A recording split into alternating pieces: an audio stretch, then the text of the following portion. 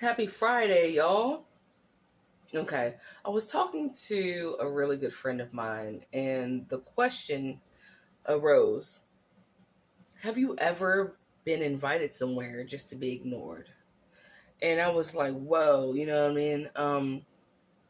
Yes, but it reminds me of some narky stuff that I felt that you guys would probably also benefit from the conversation I was having with my friends. So, yes, I haven't been invited anywhere to.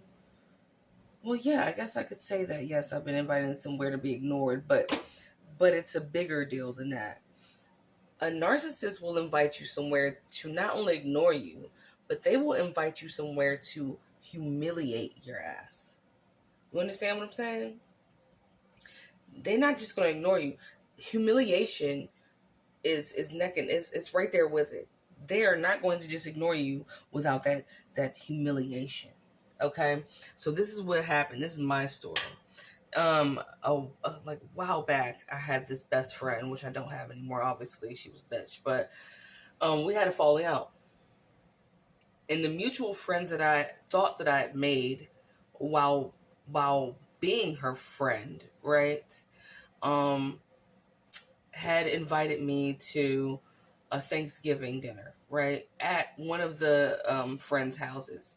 Now, I felt weird. So, side note, if you feel weird, it is weird. Don't go. Okay? Seriously. If it seems like some shit that shouldn't be happening, it's because it shouldn't be. Don't go. Okay? But I went anyway. And what happened was, I got there and I was actually dating this dude that was a mutual friend of me and this girl, right? But I met him through her. So his allegiance was really to her. You know what I mean? And when I got there, this dude not only didn't sit next to me or any of that, like he would usually have done, he didn't eat with me. He only was laughing and telling jokes with those friends, with the other guys that were there. The other guys wouldn't speak to me, and the only time that they did speak to me, it was to give me like this a passive aggressive like dig, like you know, like they were all slinging drinks and getting wasted, right? And then I pour my first shot, and they're like, "I just want to say this is a marathon, not a race," kind of thing like that. Shit like that while they're getting sloshed. And I'm like, fuck did that come from, right? Shit like that. So anyway, I should have left. That was my cue to get out. My cue was already there before I even came. But the second and third and fourth and fifth and thousandth cue to leave, I didn't take it, right? And I ended up just being humiliated. So I was supposed to stay at this dude's house at that night or whatever, and I still went, right? Because I was hoping. Here's that hope you get. I hope that they actually realize that this was a shit show and that they'll bring it up, apologize, say something about it. Nothing. I went to go to bed and he didn't come in the room, right?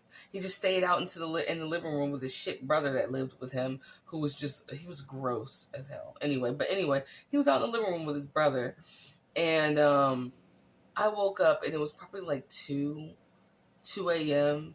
and they were still out there just talking shit and drinking. And I grabbed my keys and my coat and I got the fuck out of there in the dead of winter, bro. Thanksgiving, it's cold out. I was like, I didn't say bye or none of that shit. I just deuced, right? It turns out that later on, my mom, we won't go into my mom right now, but this is not the first time she's done this. Seen someone stalking me and then tells me like decades later, right? But I, apparently, she said, do you know a tall white guy with a red truck? I said, yeah. That's Ian, right? His name was Ian. And she was like, so that's who was staring up at your window in the middle of the night. I'm like, what the fuck? Like, you didn't say shit about, like, some random weirdo pressed up against my window was low, too, by the way.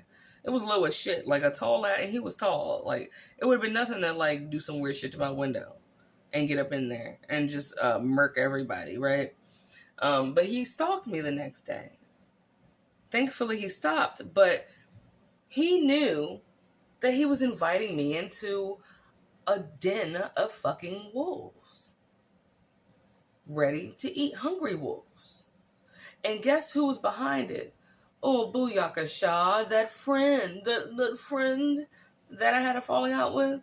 That bitch straight had that smear campaign. This is before I knew anything about narc abuse. That smear campaign was down packed, baby. She had been talked shit about me. She had been lied and said a bunch of gross, weird, grody, fucked up shit to that entire group of people. She definitely have spoken to him, and I know he told her that I was going to be there. And that's an event that she always shows up to every Thanksgiving. So I was like actually expecting to see this bitch. You think her scary ass didn't abandon ship?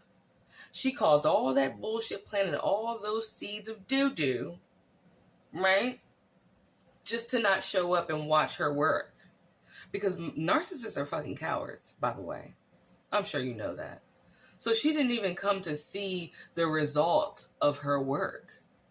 She knew that more than likely that I knew that she had put everybody up to this. Those flying monkeys were there doing it for her. And she knew that if I had seen her, more than likely, she would have gotten her ass beat. She would have got her ass beat. There's, even if it was it would have been a knockdown, drag out, physical, fucked up fight to the actual fucking death. Because I knew that bitch for like 13 years or something. And she knew that it would be a major ass problem. That's why she had everybody do things for her, to humiliate me, because she didn't have the tits to do it. I would have said the balls, but you know, she could have had balls. She was a big beefed up bitch anyway. But yeah, you know what I'm saying? I would have had to knock that bitch out with a brick, one of the old school shits that they don't build houses with no more. Fine with me. But yeah, they do that, man. They will. And you know what it reminded me of, y'all? It made me think, obviously, and I'm sure you guys have it on your mind too, probably, that scene from fucking the movie Carrie, the original Carrie. That girl was nice. She minded her business. She just wanted to have a few friends. And what did they do?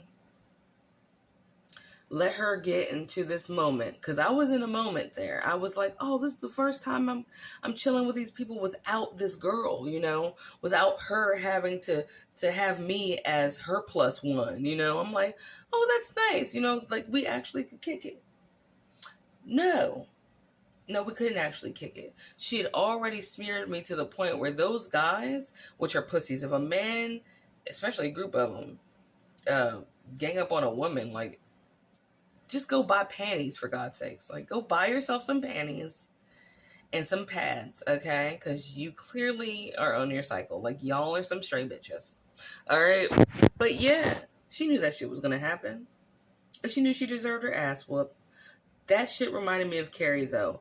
She was in the middle of dancing with the prom king. She done got prom queened and finally had like a moment where she thought, like, this might just actually turn out okay. And damned if it wasn't a bunch of trifling hyenas waiting under the damn stage to dump a bucket of fucking pig's blood on her head. And you know how gross you gotta be, really? Like, you know how much time and effort that narcissist puts into shitting on you? Where they could just be using that to make an invention, make some money, get a fucking job. Something, improve themselves. No, it's just those kids had to go get dirty and shitty, literally, jumping in a filthy, stank ass, I don't know if you ever smelled pigs, but they really stink really bad, dude. They eat shit and blood and piss and stuff. To jump in there with some pigs, kill one, drain it of its blood, right? And then house it and rig things up just to pour it on this chick's head who's not even popular. Wow.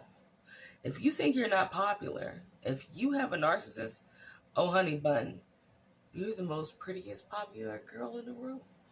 Or young man, sir, or ma'am, right? Anyway, I just wanted to elaborate on that question that my friend asked and say, yeah, not only do they ignore you in your own home sometimes, at your own event sometimes, they'll ignore you at your shit, right? But they'll also invite you out to humiliate you like a pack of fucking hyenas, right? All right. Love y'all and happy Friday. We made it.